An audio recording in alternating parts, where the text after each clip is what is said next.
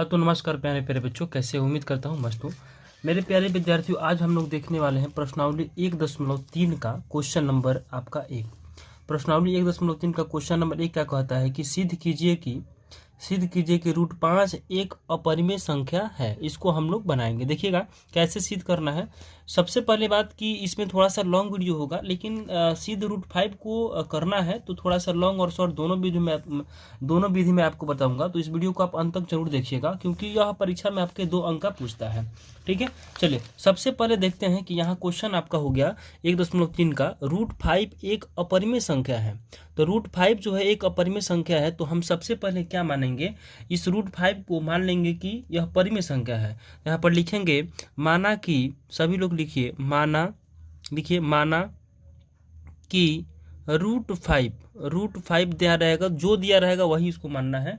तो एक रूट 5 एक क्या है, तो रूट एक 5 पे अपरिमेय संख्या सिद्ध करना है, तो हम मान लेंगे कि परिमेय संख्या है। परिमेय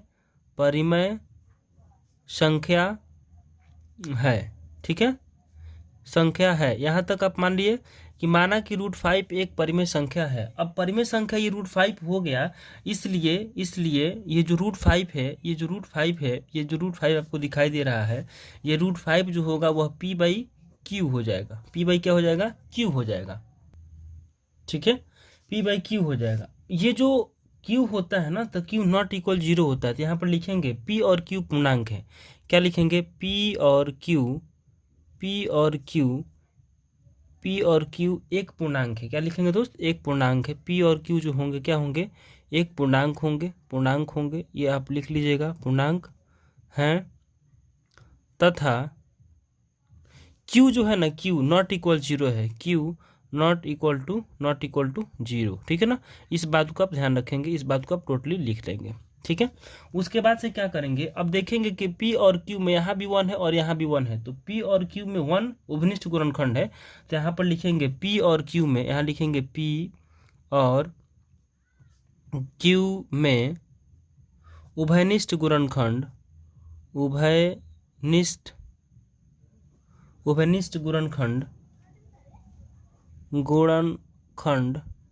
क्या है? उभयनिष्ठ गुणनखंड 1 है।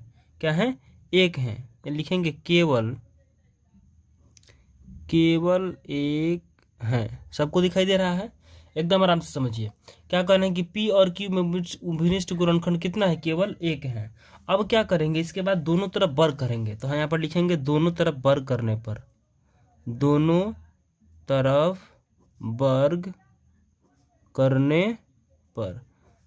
जब दोनों तरफ वर्ग करने पर लिखेंगे तो इसको उतारेंगे। रूट 5 है ना, इसको यहाँ उतारेंगे। तो उतारिए, रूट 5 बराबर p/q, इतना हो गया। उसके बाद सब में लोग क्या करेंगे, इसको रूट 5 है तो इसका वर्ग माने स्क्वायर है ना जी, तो स्क्वायर करेंगे, यानी कि रूट 5 का स्क्वायर करेंगे और ये हो जाएगा p/q का स्क्वायर। इतना सब कुछ समझ में आ गया।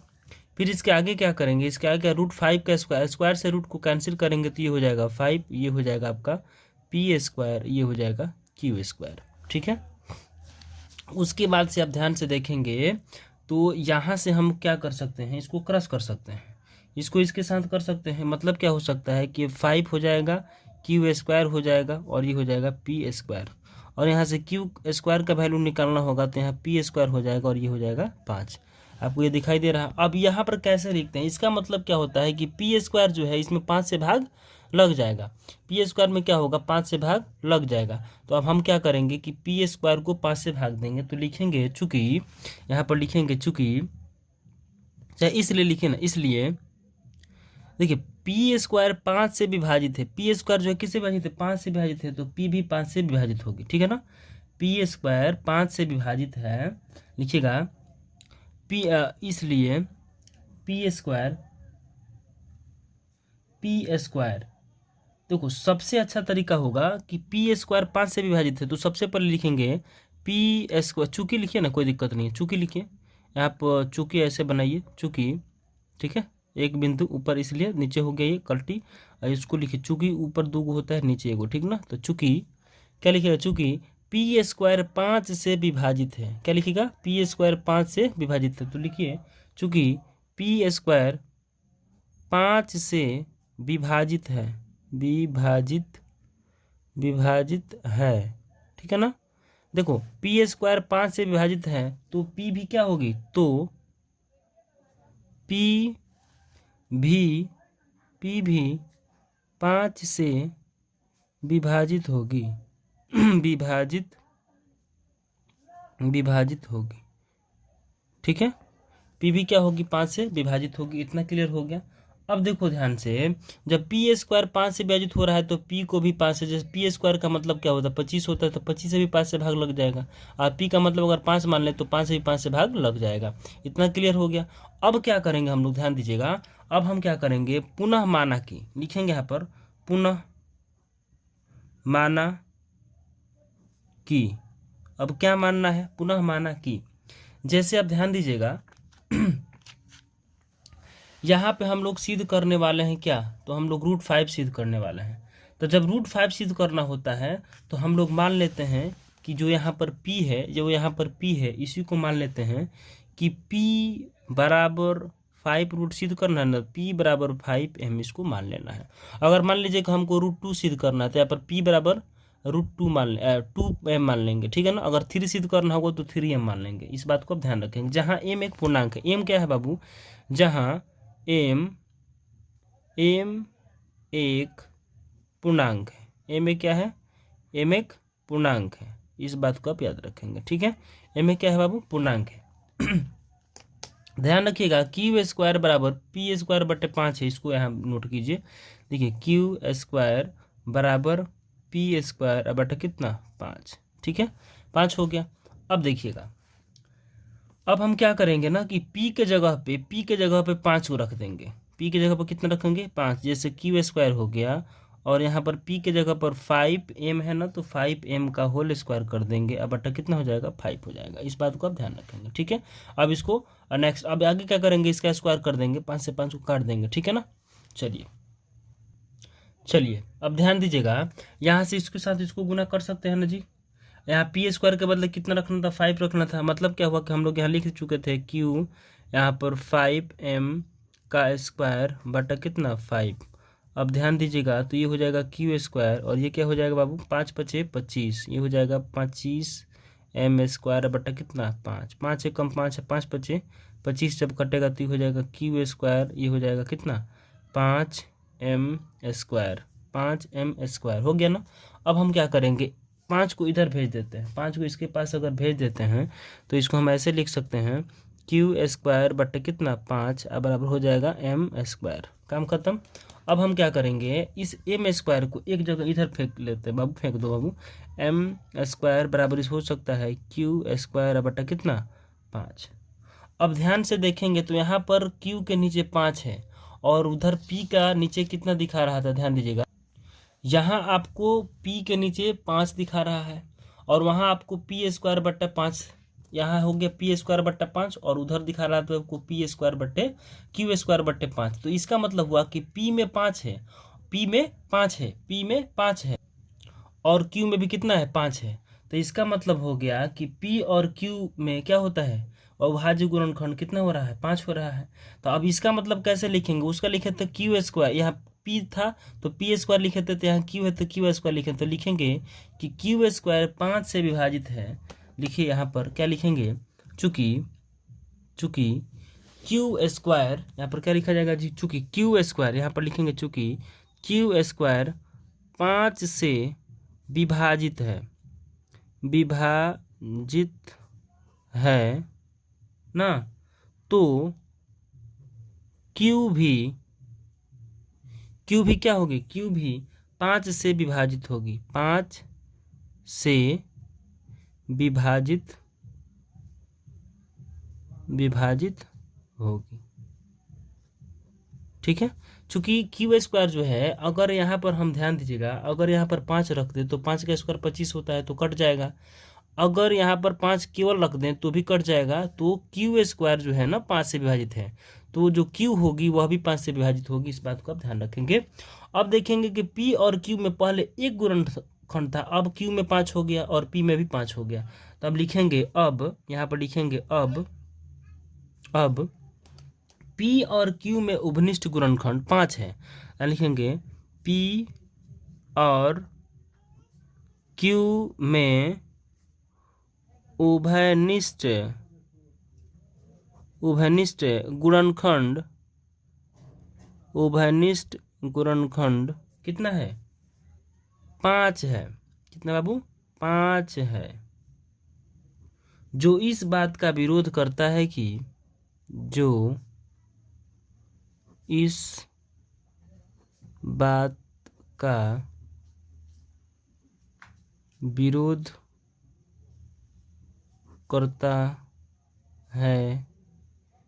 देखिए पहले क्या था, पहले जो है पहले 1 था, लेकिन अब कितना है? 5 है। तो पहले जो था 1 था, अब 5 है, तो ये तो मामला गड़बड़ हो रहा है। तो हम क्या करेंगे, जो इस बात का विरोध करता है कि P और Q में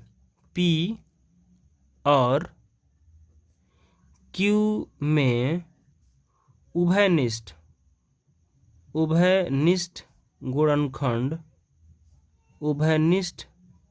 गुणनखंड P और Q में उभयनिष्ठ गुणनखंड कितना है? केवल 1 है। केवल कितना बाबू? केवल 1 है। ध्यान दीजिएगा। तो इसलिए √5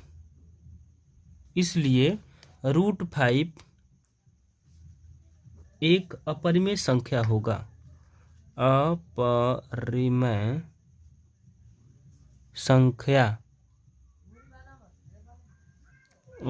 संख्या होगा।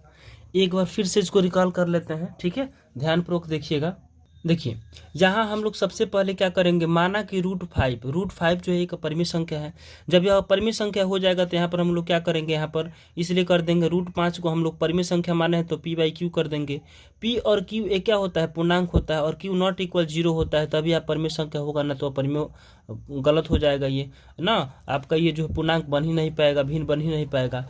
आगे देखिएगा, P और Q में उभयनिष्ठ गुणनखंड कितना है? 1 है। तो P और Q में उभयनिष्ठ गुणनखंड कितना है बाबू? केवल 1 है। उसके बाद से हम लोग दोनों तरफ वर्ग करेंगे, और जैसे ही दोनों तरफ वर्ग करेंगे तो देखिएगा √5 है बटे P/Q है, तो इसका स्क्वायर हो जाएगा और इसका भी स्क्वायर हो जाएगा।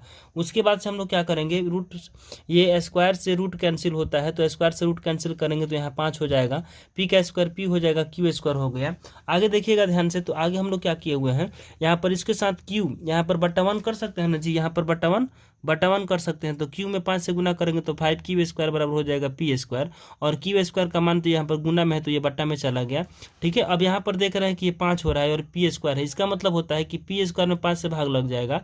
तो जब P² में 5 से भाग लग जाएगा तो P से भी लग जाएगा, तो लिखेंगे चूंकि P² 5 से विभाजित है तो P भी क्या होगी? 5 से विभाजित होगी। इतना लिखने के बाद हम लोग क्या करेंगे, पुनः माना कि P बराबर 5m। अब P बराबर 5m ही क्यों माने हैं? P तो ऑलरेडी यहाँ पर है, तो ये तो समझ में आता है। 5 क्यों माने हैं? क्योंकि हम लोग √5 को सिद्ध कर रहे हैं, ठीक है। तो P बराबर 5m मानेंगे। तो अगर √2 को सिद्ध करना होगा तो P बराबर क्या मानेंगे? 2 यहाँ पर मान लेंगे। अगर √3 को सिद्ध करना होगा यहाँ पर 3m मान लेंगे। m में क्या है? पूर्णांक हो जाएगा, ठीक है। अब देखिएगा Q² बराबर P² बटा 5, ये पहले से लिया गया है यहाँ से।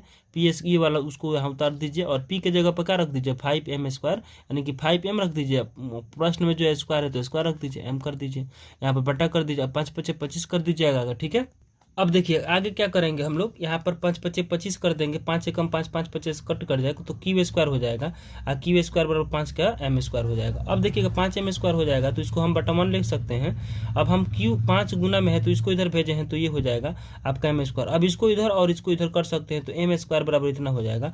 अब ध्यान से देखेंगे तो इसमें 5 आ रहा है और P में भी 5 आ रहा था, तो इसको लिखेंगे, इसका मतलब क्या होता है कि Q जो स्क्वायर है वो 5 से विभाजित होगा, माने भाग लग जाएगा। तो हम लिखेंगे कि Q² में 5 से विभाजित Q² 5 से विभाजित होता है तो Q भी क्या होगा? 5 से विभाजित होगा। ये हो गया। अब देखेंगे कि Q के नीचे 5 है और P के नीचे भी 5 है। अब ध्यान देखिए, जब Q के नीचे भी यहाँ पर आया ना, तो Q के नीचे 5 है और जो P के नीचे भी 5 है, तो यहाँ पर लिखेंगे कि क्या लिखेंगे कि अब P और Q में उभयनिष्ठ गुणनखंड 5 है। जो इस बात का विरोध करता है कि P और Q में उभयनिष्ठ गुणनखंड कितना है? केवल 1 है। इसलिए क्या हो जाएगा बाबू? इसलिए √5 एक अपरिमेय संख्या होगा। और इसके साथ साथ आप चाहें तो √2 को भी बना सकते हैं, √3 को भी बना सकते हैं, ठीक है ना। तो आप घर पे सिद्ध कर लीजिएगा √5 √2 ना, जो भी किताब का सवाल है आप ध्यान दीजिएगा। आप इस वीडियो को अंत तक जरूर देखिएगा बाबू, क्योंकि अब देखो यहाँ पर √3 दिया हुआ है किताब में, √3 दिया हुआ है तो आप √3 को भी सिद्ध कर सकते हैं। यहाँ √2 दिया हुआ है तो आप √2 को भी सिद्ध कर सकते हैं, ठीक है ना। तो आप इस प्रकार जो है √2 को सिद्ध करके लाएंगे घर से। आपका HW रहेगा, आपका होमवर्क में क्या क्या रहेगा बाबू, √2 रहेगा, √3 रहेगा, √5 तो हो गया, √7 रहेगा और √11 रहेगा। इसके अलावा और कुछ नहीं पूछा है, और इस प्रकार ये सारे क्वेश्चन आपको बन जाएंगे, ठीक है ना। जहाँ जहाँ √5 होगा वहाँ वहाँ आप √2 कर दीजिएगा, जब √2 सिद्ध कीजिएगा तो, ठीक है ना। और कुछ नहीं करना है आपको, एक बार फिर से मैं रिकॉल कर देता हूँ। जैसे मान लीजिए आपको √5 लिखना है, 5 सिद्ध नहीं करना, बराबर √2 सिद्ध करना है।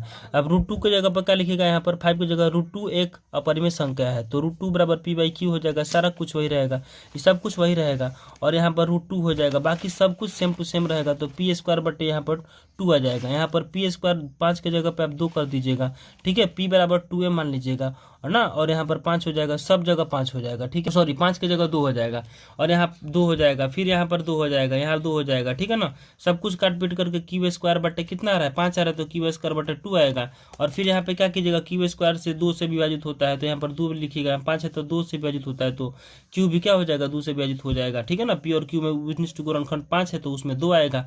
ये जो इस बात का विरोध करेगा कि उभनिष्ठ गुणनखंड कितना है, 1 है, तो लास्ट में अतः लिखिएगा कि √2 क्या होगा, अपरिमेय संख्या होगा, सेम टू सेम सब कुछ रहेगा, सेम टू सेम।